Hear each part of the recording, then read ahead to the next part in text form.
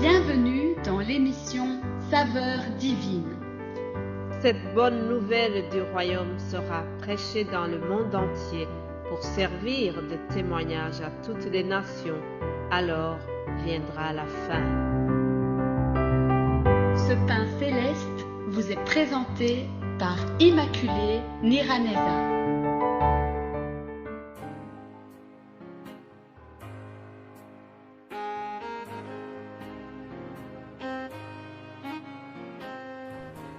Bienvenue très chers amis à l'écoute de l'émission Saveurs divines.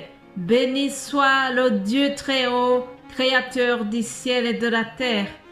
Je voudrais commencer mon audio par les paroles que nous trouvons dans Genèse 14, 18. Il s'agit des paroles que le roi de Salem, Melchisédek, a adressées à Abraham. Lisons au nom de Jésus-Christ. Melchisédek, roi de Salem, fit apporter du pain et du vin. Il était sacrificateur du Dieu très haut. Il bénit Abraham et dit: Béni soit Abraham par le Dieu très haut, maître du ciel et de la terre. Béni soit le Dieu très haut qui a livré tes ennemis entre tes mains. Et Abraham lui donna la dîme de tout. Alléluia. C'est ainsi que je voudrais introduire le message d'aujourd'hui. Le titre que j'ai donné à cette vidéo est celui-ci: Dieu n'a pas besoin d'arrangement. Retiens bien cela. Dieu se suffit, lui seul. Dieu n'a pas besoin de ton arrangement. Lisons la parole de Dieu pour continuer cette série réservée sur Abraham. Genèse 15. Le titre de ce passage dit ceci: Ratification de l'alliance. Après ces événements, la parole de l'Éternel fut adressée à Abraham dans une vision et il dit: Abraham, ne crains point, je suis ton bouclier et ta récompense sera très grande. Abraham répondit: Seigneur éternel, que me donneras-tu? Je m'en vais sans enfant, et l'héritier de ma maison c'est Eliezer de Damas. Et Abraham dit: Voici, tu m'as pas donné de postérité, et celui qui est né dans ma maison sera mon héritier. Alors la parole de l'Éternel lui fut adressée ainsi: Ce n'est pas lui qui sera ton héritier, mais c'est celui qui sortira de tes entrailles qui sera ton héritier. Et après l'avoir conduit dehors, il dit: Regarde vers le ciel et compte les étoiles, si tu peux les compter. Et il lui dit: Telle sera ta postérité. Abraham eut confiance en l'Éternel, qui le lui imputa à justice. Alléluia, que le nom de l'Éternel soit loué. Mes bien-aimés de Dieu, nous venons de lire beaucoup de paroles, mais qui contiennent la promesse de Dieu à l'égard de son serviteur Abraham.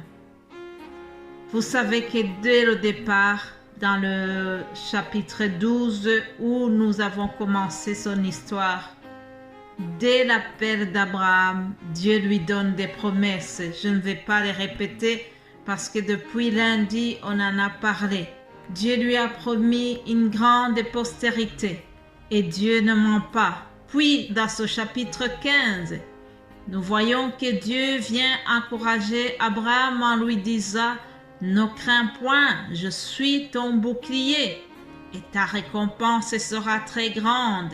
Cependant, Abraham est un humain. Même s'il est le père de la foi, il reste humain. Il est troublé, il est inquiet. Il s'inquiète parce qu'il voit que la promesse de Dieu tarde. Dieu lui a promis qu'il sera père d'une multitude, mais il sait bien que sa femme est stérile. Lui et sa femme n'ont pas d'enfant. Alors, humainement parlant, il se pose des questions. Comment est-ce que cela puisse se réaliser? Comment puis-je être le père d'une multitude alors que je n'ai même pas d'héritier? Alors, il a commencé à chercher un arrangement. Il a proposé à Dieu que Eliezer de Damas, c'était un domestique. Abraham propose à Dieu qu'Eliezer soit son héritier. C'était quelque chose de courant dans leur contexte. Donc, en Mésopotamie, il était courant que quelqu'un puisse adopter son serviteur. Quelqu'un pouvait adopter son domestique et celui-ci pouvait devenir son héritier. Alors, c'est ce que Abraham voulait proposer à Dieu comme un arrangement. C'était pour lui le meilleur arrangement possible puisqu'il ne voyait pas comment cela va se passer.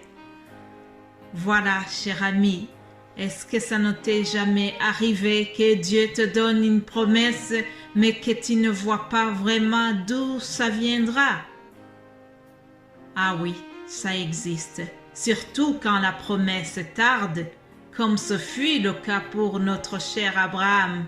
Alors, puisque la promesse tardait, Abraham a essayé de trouver un arrangement avec l'Éternel. Mais Dieu n'a pas voulu de cet arrangement parce que Dieu se suffit lui-même, chers amis. Dieu n'a pas besoin de l'aide. Dieu n'a pas besoin qu'on s'arrange. Non, Dieu se suffit lui-même. Vous voyez que Abraham lui pose la question. Il demande à l'Éternel, mais que me donneras-tu? Je m'en vais sans enfant. Cette question est une sorte d'accusation.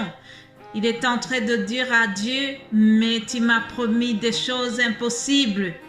Tu m'as promis que je vais avoir beaucoup d'enfants, alors que je n'en ai pas même un.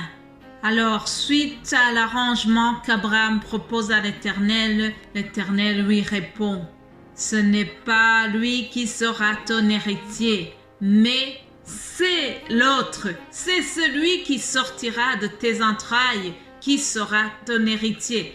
Autrement dit, Dieu est en train de lui dire, non, ce n'est pas Eliezer qui sera ton héritier, même si cela te semble difficile, mais pour moi, tout est possible. Pour moi, rien n'est impossible, donc ne t'inquiète pas, ce n'est pas celui-là qui sera ton héritier, mais c'est ton propre enfant, celui que tu auras avec ta femme légitime.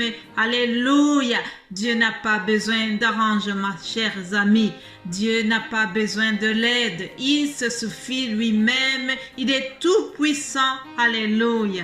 Alors, ce que j'aime beaucoup de l'Éternel, c'est que, au lieu de lui dire clairement, oui, ne sois pas inquiet, dans telle année, telle période, ta femme va être enceinte, et puis l'année, dans tel mois, vous aurez un enfant. Non.